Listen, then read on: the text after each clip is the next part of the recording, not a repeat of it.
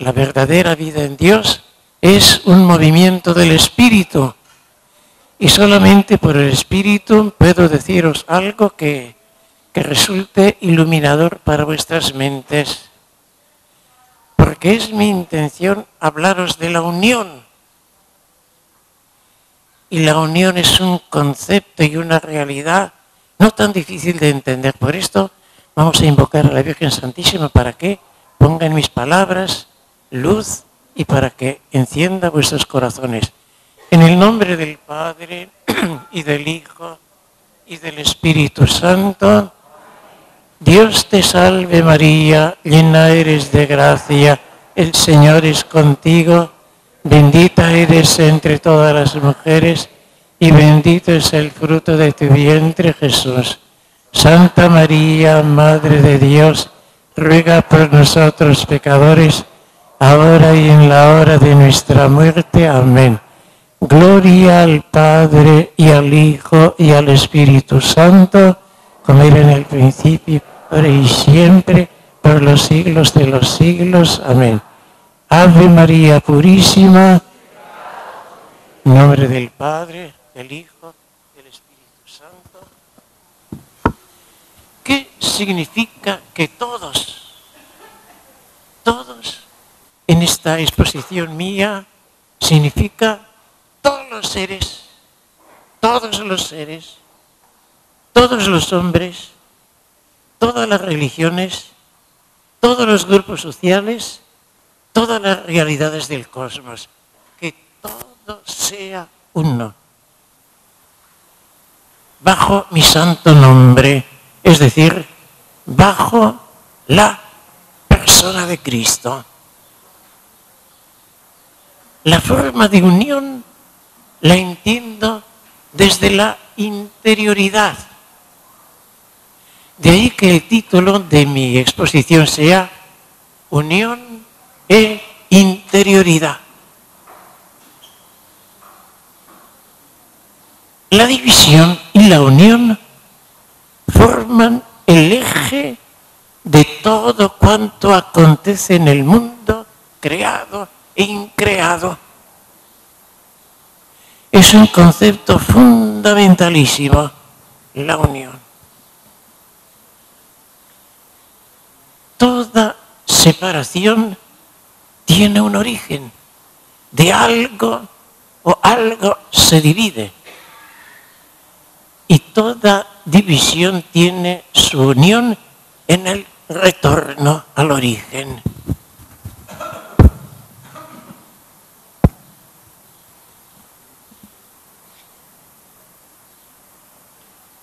Si la división es dispersión y si la unión es concentración, solo se consigue esa concentración retornando al origen de la dispersión.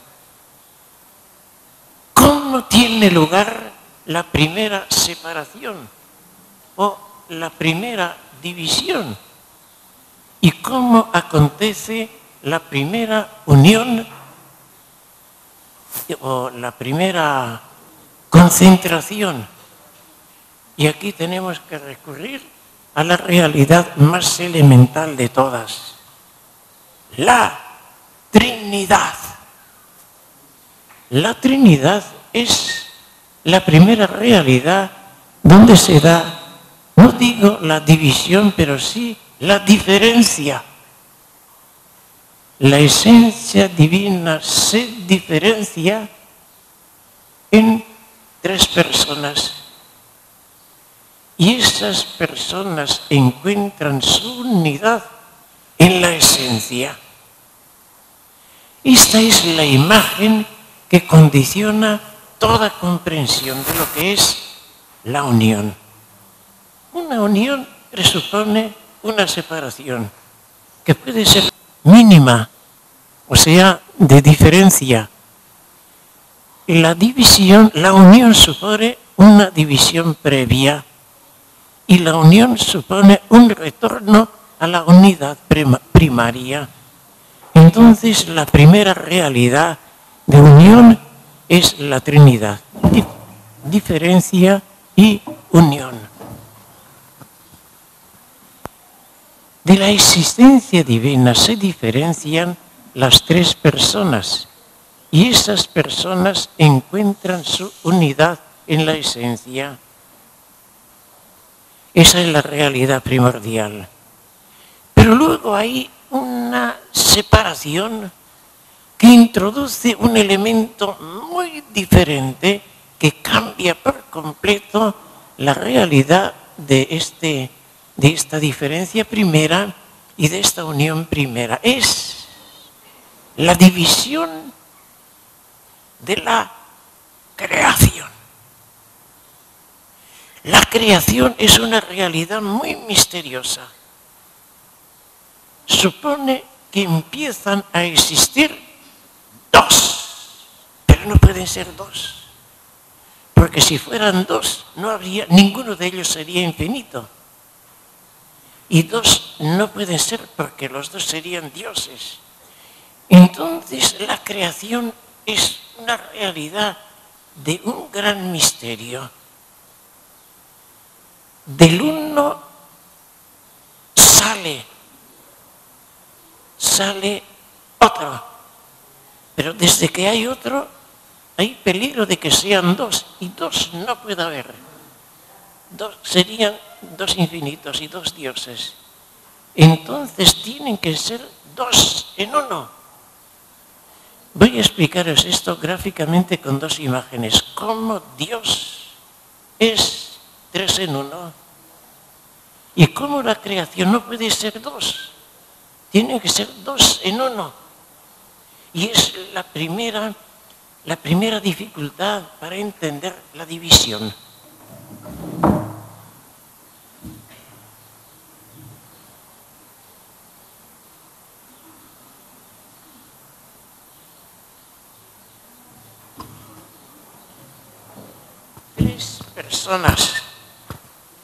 Tres personas, ¿cómo son una? En la divinidad. Tres y una. Tres personas, tres ángulos y uno. Pero en el momento en que hay creación,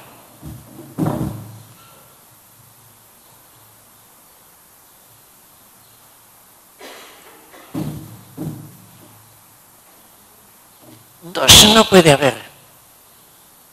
Y son dos. ¿Cómo se realiza la unión de esta realidad dual que no puede ser dual? Es decir, ¿cómo después de la creación hay unidad? ¿O cómo la creación se resuelve en unidad? Tendrán que pasar más de 15.000 millones de años desde la gran explosión hasta que la creación se una a Dios.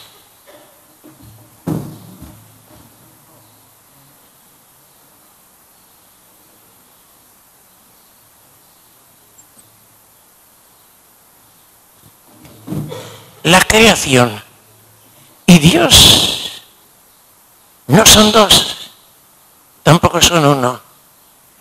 Son dos en uno. Cosmos y creador en Cristo. Entonces no hay dos infinitos y no hay dos realidades. Fijaos, esto que parece un poco difícil de entender y un poco abstracto es lo que pasa en toda unión. Porque toda unión tiene una ley inexorable del acercamiento y del alejamiento, de la atracción y la repulsión. Una unión se da entre dos, pero dos que no son uno. Entonces, la unión es la solución de dos realidades que están entre sí en una disposición de atracción y de repulsa. Por eso es tan misteriosa la unión.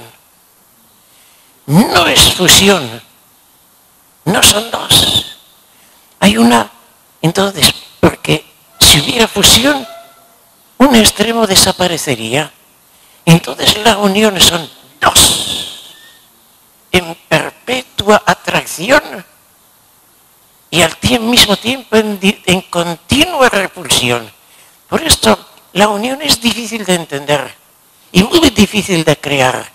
Y muchas veces las dificultades de la unión se atribuyen a ciertos condicionamientos personales y psicológicos o institucionales. No es así. La unión tiene como presupuestos la atracción, porque hay dos, y la repulsión.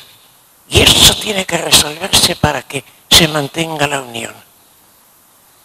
Así comenzó la primera separación y la primera unión. Dios y el cosmos. El cosmos no es Dios. Dios es Dios. Tienen que unirse, pero no en fusión, en continua atracción y en continua repulsa. Entonces se verifica ese misterio en la encarnación. De modo que por la encarnación, Dios y el cosmos no son dos ni son uno. Son dos en uno. Bien, esto pues es realmente, como os decía, un poco abstracto y difícil, pero si este punto de partida quizá ahora no entendéis en toda su profundidad, pero ahí está todo el problema de las uniones. Bien, la segunda gran división es la división del... el cosmos se divide en dos, inmateria y materia, el ángel y el cosmos. El ángel y el cosmos. Cuando el Génesis dice, creó Dios cielo y tierra, desde los rabinos siempre se entendió que el cielo es el mundo de los espíritus, el cielo de Dios, y la tierra es el cosmos. Una primera división, el ángel y el hombre, la inmateria y la materia. Y en el momento en que hay inmateria, se introduce otro gran principio de división. Es la rebeldía, el pecado, la exclusión de la unión. Entonces tenemos por otro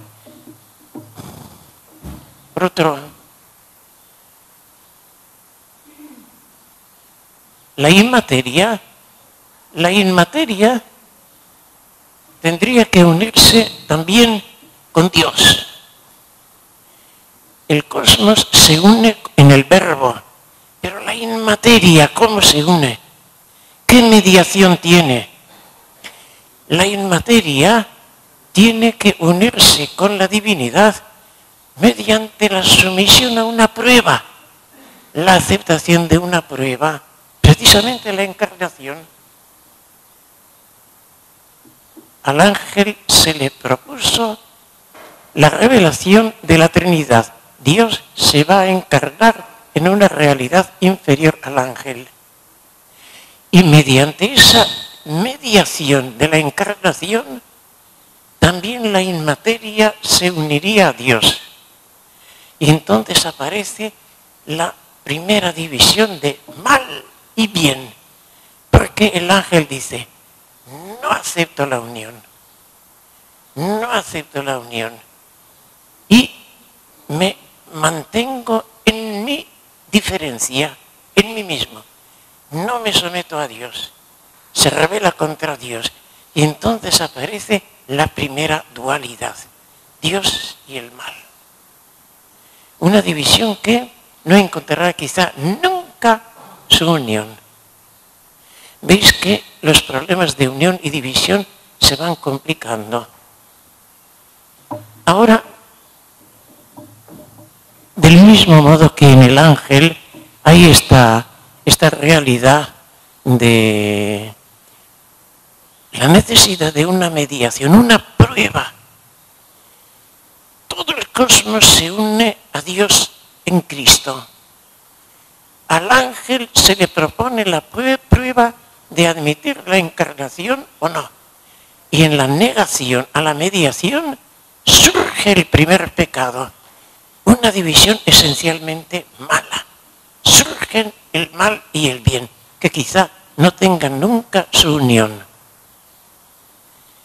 Pero en la materia las divisiones tienen una especie de, ¿qué voy a decir? Una cantidad, un número enorme, o sea, se dispara la división en la materia. Primeramente las partículas elementales, luego los átomos, luego las moléculas, luego la neurona, la célula, la neurona. Se disparan las divisiones. Pero con esta particularidad de que una vez realizada la división, nunca más la cosa dividida llega a su unión. La cosa dividida permanece siempre en su sustantividad separada. Una vez realizada la división, a ese nivel nunca se unen. Se podrán unir en un nivel superior, pero la luz y las tinieblas nunca se pueden unir. Se anularían si se unieran. Los continentes y los mares, una vez que se han creado en su división, no puede realizarse en ellos la unión a esa dimensión. De modo que la unión ya no se realiza en la materia, no se realiza en la sustantividad. Y entonces caemos en la cuenta de que en la creación se dio una forma de unión muy distinta.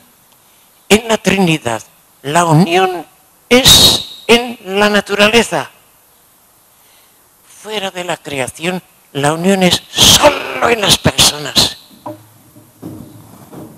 En Dios, las tres personas se unen en la naturaleza. Pero cuando hay dos naturalezas, el increado y el creado, Dios y no Dios, la unión solo se verifica en la persona.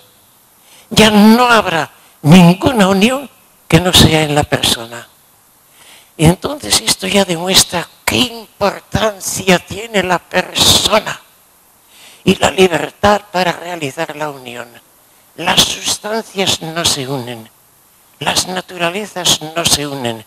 Solo en Dios las personas se unen en la naturaleza. Entonces hay que esperar un proceso en el cual sea posible la unión de todo el cosmos. Y eso se verifica cuando hay conocimiento y amor en el hombre. Todo el cosmos, que es una dispersión increíble, no encuentra su unión más que en el conocimiento. El hombre, conociendo las cosas, las une todas. Y el hombre, elevándose al primer principio, que es Dios, une todas las cosas. Solamente la persona humana es capaz de realizar la unión en la dispersión de toda la creación. Bien, esto es en el orden de la naturaleza. Pero en el orden de la naturaleza hay una cosa llamativa, es la siguiente. Todas las divisiones son buenas. Vio Dios que era bueno. Todas las divisiones son buenas. Pero una vez realizada la división, no se pueden unir las sustancias. Solamente puede haber una combinación artificial desde fuera de la materia. Se pueden unir trozos de hierro, se pueden unir trozos de mármol, pero el mármol y el hierro no se unen. Entonces, la unión de la realidad creada, en un primer nivel, toda la realidad se verificará en el hombre. Solo el hombre une todo conociendo y elevando a su primer principio. Ya tenemos como un primer punto de partida para entender cómo se verifica la unión. La unión parte de la dispersión. La unión en el orden creado no se verifica más que por el conocimiento y el amor que propone el hombre. Ahora viene otro orden de divisiones. Ya la primera división entre el mal y el bien en el ser inmaterial ya fue una primera división sin solución de unión. Pero ahora pasa otra cosa. El hombre es creado. El hombre es creado y es creado en una manera muy especial, como los vivientes, sobre todo el viviente animal. El viviente animal y el viviente hombre es un individuo incompleto. Un individuo incompleto quiere decir que en sí no tiene la plenitud si no se unen los dos diversos que son los sexos. El animal, el sexo masculino, el sexo femenino son individuos incompletos. El hombre, el animal, hará su unión cuando los dos individuos incompletos se unen para la generación. Y ahí se vislumbra de qué manera se podrá realizar la unión de toda la creación con Dios.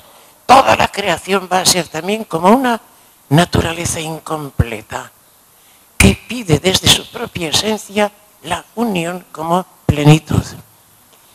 Pero el hombre encuentra muy pronto otra división que va a tener mucha influencia en la historia. Es la división por, ¿qué voy a decir?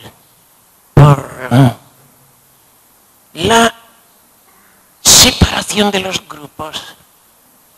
El hombre es persona y es al mismo tiempo un ser social. Lo social del hombre, según el relato del Génesis, se utiliza la agrupación para una finalidad de poder y de realizar cosas grandes. La Torre de Babel. La Torre de Babel.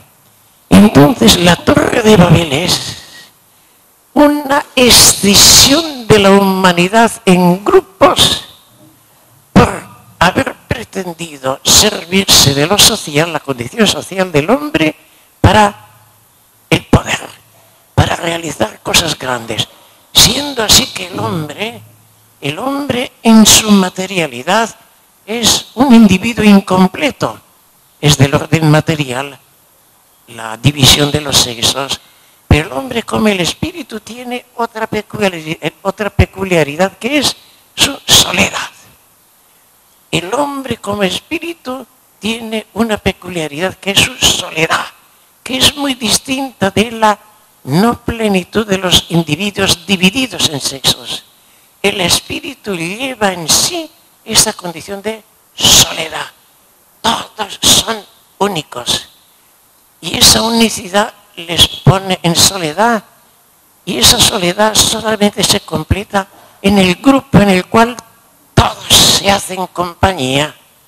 Esa es la condición del hombre como espíritu. Pero en Babel se vio que esa condición de la soledad resuelta en compañía no se utiliza para alivio de la soledad, sino para realizar obras grandes.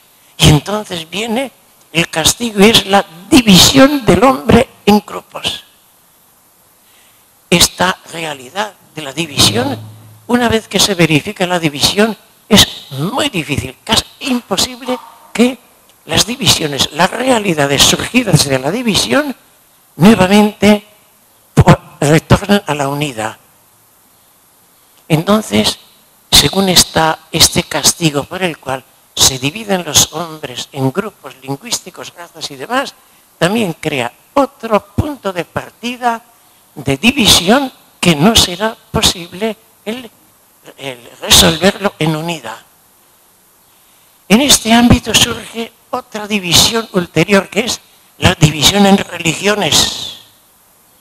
El primer hombre tiene una religión, pero ya vienen luego otros hombres, y por esta dispersión de Babel, de grupos que han sido como reducidos a castigo por su intento de resolver, es decir, de utilizar lo social para fines de poder, Entonces la religión lleva esa marca también. Y todas las religiones se estructuran en grupos, como los grupos de hombres distintos, y surge la división religiosa, que nunca encontrará la unión. Ya vamos viendo así, pues una multiplicación de divisiones que es difícil reducir a unidad. Es en este ámbito donde aparece el cristianismo. El cristianismo es la única religión que ha presentado la unidad religiosa como una exigencia sustancial, que todos sean unos. Nunca antes del cristianismo ha existido una religión que haya pedido unidad, ninguna.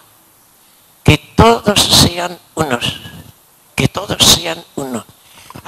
Hasta el cristianismo, todas las religiones son nacionales. Es una impresionante diversidad de religiones.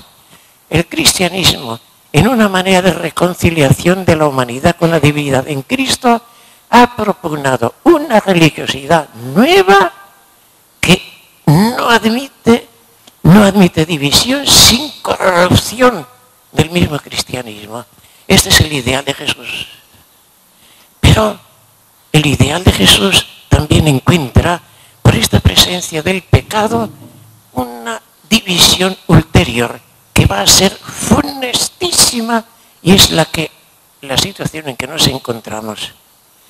En un primer tiempo, hasta después de los concilios en el siglo IV, no hubo división intracristiana.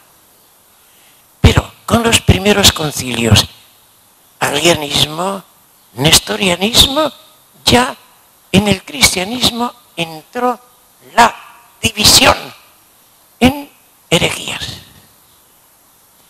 Esta división ha traído unas repercusiones pésimas, porque según la voluntad de Cristo, la religión cristiana va a ser una religión llamada a vivir en unidad y a constituir una unidad de todas las religiones del mundo en esta nueva forma religiosa. Pero el pecado de la herejía trae una corrupción tan nefasta que hace peligrar ya la conversión de todo el mundo al cristianismo. Fijaos, si Mahoma no hubiera conocido un cristianismo fragmentado, cosa que hicieron las primeras herejías, probablemente el Islam no hubiera existido. El Islam se hubiera convertido. Pero el Islam se encontró con un cristianismo fragmentado y dividido, con un cristianismo que no es como el que quiso Cristo. Y entonces se pierde una oportunidad maravillosa. El Islam será otra división religiosa surgida después del cristianismo. El ideal de Jesús, de que todos los cristianos sean unos, cuando por el pecado del hombre, la ambición, el problema que sea, lo que llevó a las herejías primeras, causó definitivamente una especie de parcial frustración del cristianismo. Ya el cristianismo nunca más será uno. El cristianismo no podrá ganar, no podrá conquistar todo el cosmos, toda la humanidad. Las primeras herejías, con este nefasto modo de presentar un cristianismo deformado al Islam, se ha perdido una gran oportunidad para que todo el Islam sea cristiano. Vienen todavía otras formas de separación. El cisma, estas son herejías. El cisma de Constantinopla. El cisma de Constantinopla realiza una división mucho más nefasta que las divisiones de las herejías después de los concilios cristológicos. Entonces se perdió la oportunidad de cristianizar el Islam. Pero el cisma de Constantinopla trajo la frustración de la posibilidad de conversión de todos los turcos en cristianos. Y vino la invasión turca se hizo prácticamente dueño el cristianismo de todo el Oriente, y entonces otra posibilidad de gran conversión de numerosas naciones se perdió. De modo que el cristianismo, en su ideal nuevo de una religión unificada bajo la fe y el amor en Cristo, sufrió una primera falla al perder la oportunidad de cristianizar el Islam por las herejías. La segunda gran oportunidad de una cristianización masiva también de las colectividades turcas se perdió en el cisma de Constantinopla. Ya son fallos o son realidades muy negativas que afectan al ideal de Cristo de una religión única, unificada y con la finalidad de unificar toda la religiosidad mundial. Pero no han terminado todavía las frustraciones. Vendrá en el siglo XVI la escisión del cristianismo occidental con el protestantismo, y entonces se ha perdido una oportunidad maravillosa de que esos pueblos que se han dividido, pero si no se hubieran dividido, hubieran tenido una potencialidad misionera inmensa, de modo que Alemania, ya desprendiéndose de la unidad católica, cesa de ser una fuerza de evangelización y de misionalización, quizá de toda el África o del Asia lejana, China y Japón. El cristianismo ha perdido unas oportunidades maravillosas de llegar a una cristianización cósmica. Perdió el Islam por esa religión deformada, ese cristianismo deformado de las primeras herejías. Perdió la oportunidad de cristianizar a Turquía por el cisma de Oriente.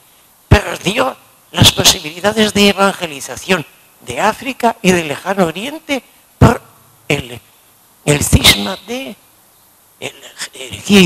del protestantismo. Lo que hubiera sido la Europa cristiana sin la Reforma, la idea de lo que hubiera sido una Europa unida, la dan España y Portugal. ¿Qué hicieron España y Portugal? Cristianizaron todo el continente americano. De no haberse dado la Reforma protestante, con el potencial misional de toda la Europa nórdica, quizá toda el África hubiera sido hoy cristiana. Y quizá también el extremo oriente. Estas han sido las frustraciones impresionantes de la primera religión, que tuvo como ideal una religiosidad única que enseñara la verdad de Dios a todos los hombres, y el pecado humano frustró la conversión del Islam, frustró la conversión de Turquía, frustró la misión de África y del lejano Oriente.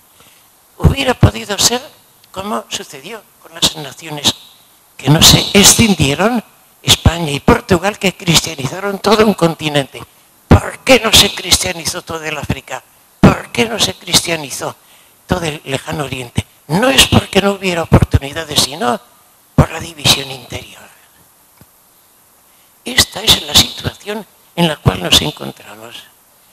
Desde el origen, el hombre, al haber utilizado la realidad de lo social como poder, ya introdujo un principio de división que, aplicado al cristianismo, incluso a las religiones, pero sobre todo al cristianismo, nos ha puesto en esta situación caótica.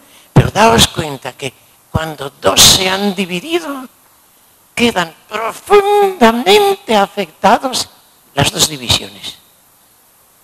Ya no se puede hablar con propiedad que el cristianismo completo está en alguna parte. Esta es la realidad de las divisiones de las divisiones cristianas en nuestro mundo. Ahora nos encontramos con un intento de reunificar todo, o de unificar y de llegar o de retornar a la idea de Jesús de todos unidos, una sola religión nueva, evangelización de todo el cosmos. Ya eso está fracturado, fragmentado, y estamos como estamos. Entonces, ¿qué posibilidades hay de unificación? Y aquí vuelvo a los principios que he puesto al comienzo, que tienen su razón de ser. Ninguna escisión es restañable. Ya, una vez que se dividieron el sol, las tinieblas y la luz, el firmamento con sus aguas de arriba y aguas de abajo, los continentes y los mares, una vez creada una división, no se restaña más. Eso tiene una aplicación parecida a las instituciones. Cuando las instituciones se estructuran como unas realidades cuasi sustanciales, las instituciones tienen la misma imposibilidad de realizar la unión. Esta es la situación en que nos encontramos. De hecho, ninguna división institucionalizada religiosa ha encontrado una superación. En el Antiguo Testamento, el cisma de Jeroboam nunca fue restañado. Pero soñamos con el ecumenismo, porque tenemos la persuasión de que, si hasta ahora la ley ha sido de que ninguna realidad dividida recupera la unidad primaria, sino en un orden superior, si eso se aplica a las instituciones, pues ya no hay esperanza para el ecumenismo. Pero en el caso del cristianismo está la oración de Jesús, la oración sacerdotal, que todos vuelvan a ser unos. Entonces, hay posibilidad de pensar que hay recuperación de las divisiones cristianas por la oración. Por eso se puede decir que no hay mal que por bien no venga. Ninguna institución religiosa fragmentada se ha unido. Entonces queda solo la unificación por las uniones personales. Entonces todas estas fragmentaciones descubren otra cosa. El cristianismo es religión personal, y lo que a nivel de instituciones no va a ser posible de reunificación, entonces queda la máxima realidad de la persona para que a ese nivel se produzca la unificación, la reunificación, a ese nivel. Fue necesario perder tanto en las instituciones para descubrir que solo queda como nivel de reunificación la persona. Y en las personas, la persona es la gran aportación de Jesús en el orden de lo antropológico, queda la posibilidad de descubrir que todo es recuperable, no al nivel de instituciones que llevan la marca de pecado desde Babel, las instituciones civiles, las instituciones religiosas, incluso la institución cristiana, pero oró Jesús. Entonces hay posibilidad de que esas frustraciones nos pongan a un nivel personal, y a nivel de personas podemos recuperarlo todo, y ahí estamos. Ninguna institución religiosa se ha unido.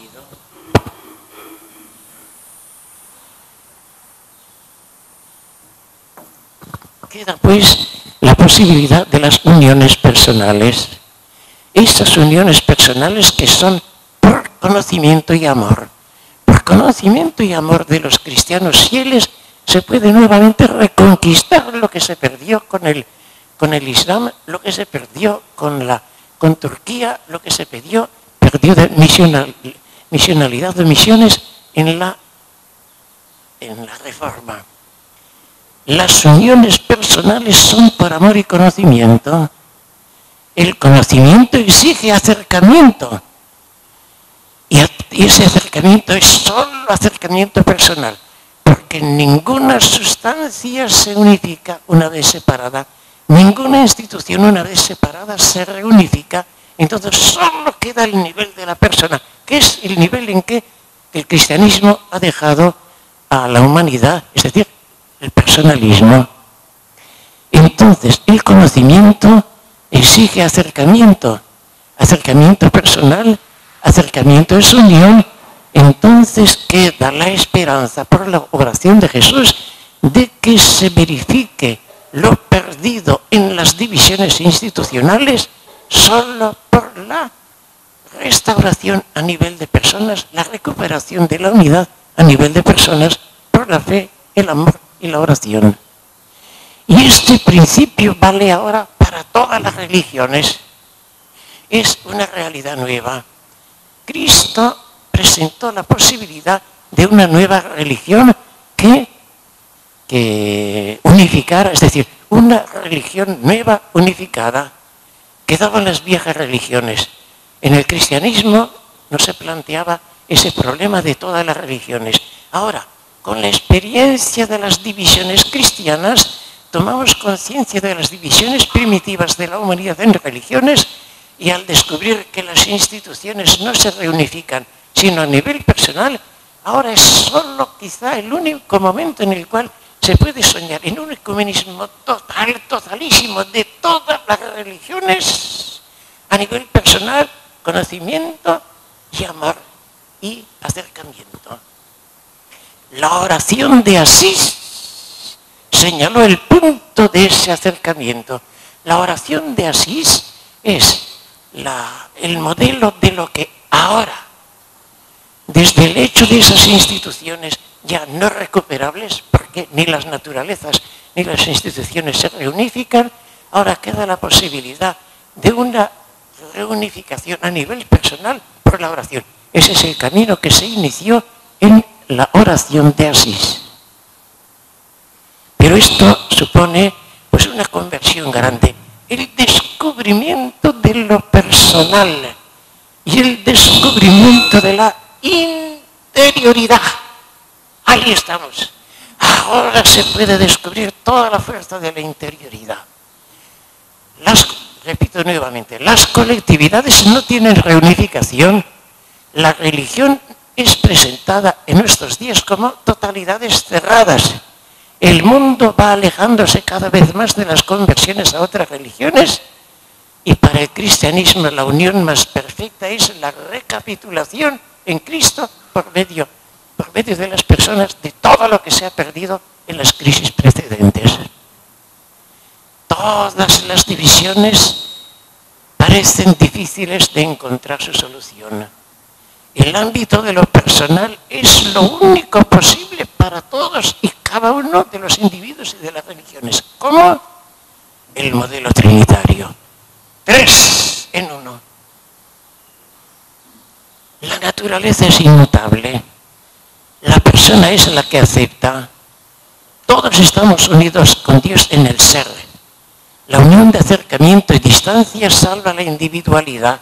Entonces, aceptando la realidad insoslayable de la difícil conversión de las colectividades, entonces descubrimos que la separación religiosa también está condicionada por ese elemento esencial cuya importancia no se valoriza. En la unión hay un componente de acercamiento y repulsa. Así tiene que ser la reunificación, aceptando el principio de que no se trata de una unión de identificación o de fusión, sino una unión en la cual se den los dos componentes de acercamiento y repulsa que mantenga en vigor todas las individualidades. Entonces es un acercamiento y distancia que salva la individualidad y entonces todos pueden soñar en ser uno en Cristo para gloria del Padre. Así estamos. Este es el momento actual del ecumenismo y de la posibilidad de la nueva reunificación de todo lo cristiano y de todo lo religioso, de todas las religiones. Pero esto parece una situación un poco difícil. Entonces no hay mal que por bien no venga. Y ahora se descubre otro ecumenismo, distinto de este de la reunificación de las instituciones cristianas y de las instituciones religiosas. Es aquella unión en la cual Nunca se había pensado la unión de la materia y la inmateria, ese mundo inconquistado que es el mundo angélico. Ahora estamos llamados a alejar un poco la vista de los problemas nuestros de este mundo y pensar que todavía no se han reunificado el mundo inmaterial y el mundo material. Ahora podemos pensar en una manera, no digo de ecumenismo, pero sí de unidad, que desde el principio están separados. Dios creó cielo y tierra. Los ángeles van por su lado, el cosmos va por otro lado. Frustradas las uniones de la tierra y de la historia, o sea, las uniones materiales y las uniones históricas del hombre, solo nos queda por conquistar la unión de la materia y de la inmateria. Unión en la cual no se piensa. Ha habido algunos videntes, sobre todo unas místicas que hablaron de ello en la Guerra Mundial el año 1943-44 en Budapest. 4 personas. El mensaje del ángel. En esta unión, en esta recapitulación de todo el cosmos en Cristo, no se piensa, no es preocupación. Es una unión en la cual no se piensa la división cósmica, la materia y la inmateria, la unión de toda la materia en el hombre, la unión de la materia e inmateria en Cristo hombre, la unión del Creador y de la criatura en Cristo, Cristo que ha realizado esa unión y todos tenemos que realizar esa unión. Entonces surge o debe surgir ahora un nuevo campo de reunificación, el mundo inmaterial y el mundo material. Estamos en un momento en el cual la ciencia va descubriendo los últimos secretos de este cosmos nuestro, pero en la medida en que se ha enfocado el interés cognoscitivo en la materia, se ha perdido de vista el mundo angélico, y la rehabilitación del mundo angélico por la nueva era fue una deformación funestísima. Entonces al mundo, al cristiano, al hombre, le toca conquistar otro mundo en el cual nunca pensó. La unión de recapitulación entre materia e inmateria, el hombre y el ángel. Esto es la devoción al mundo espiritual superior. La función más inmediata es, la fusión inmediata que ahora se espera, es la de los espíritus, el espíritu humano y el espíritu angélico. La unión más posible en este orden de cosas es el acercamiento por una familiaridad cada vez más continua, de modo que se conquiste un espacio en el cual muy poco se ha pensado el mundo inmaterial, es decir, la globalización espiritual. Hasta ahora estamos preocupados por resolver problemas de unión cristiana, problemas de ecumenismo religioso, y el problema de la escisión grandísima en 2 imponentes bloques, como son el mundo espiritual y el mundo material, es un ecumenismo virgen. Quizá todas estas frustraciones, todas estas, ¿qué voy a decir? Sí, frustraciones, todas esas realidades, ocasiones perdidas para realizar la unión de los cristianos, la unión de las religiones, nos abren los ojos para la definitiva obra de unión y fusión que es entre la materia y el espíritu. Y concluyó. Una de estas místicas de Budapest oyó esta palabra de Jesús. No todos están para ser unidos entre sí, pero están para estar unidos en ti.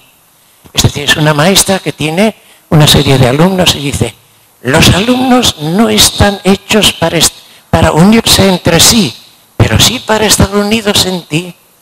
Entonces parece que todo el cosmos también lleva ese modo de existencia. No están las cosas para unirse entre sí, pero sí están hechas para unirse en Cristo. No se ve fácil que las religiones se unan entre sí, que las reuniones se unan con el cristianismo, pero todas las religiones están hechas para unirse en Cristo. No todos los individuos creyentes están hechos para unirse entre sí. No todos los individuos creyentes están hechos para unirse a Cristo, pero todos los individuos cristianos están hechos para unirse a Cristo. Entonces, no importan tanto las divisiones institucionales insalvables, sino desde esas divisiones históricas insalvables, la persona. No están hechas las divisiones para unirse entre sí, pero están hechas las divisiones para unirse a Cristo. El ecumenismo cristiano es Cristo, fe en Cristo, solo Cristo. No están hechos para unirse entre sí, sí que están hechos para unirse a Cristo. No toda la materia está hecha para unirse en una totalidad cósmica, pero toda la totalidad cósmica está hecha para conectarse de nuevo al final de todas las eras cósmicas en el solo átomo que es la humanidad gloriosa de Cristo.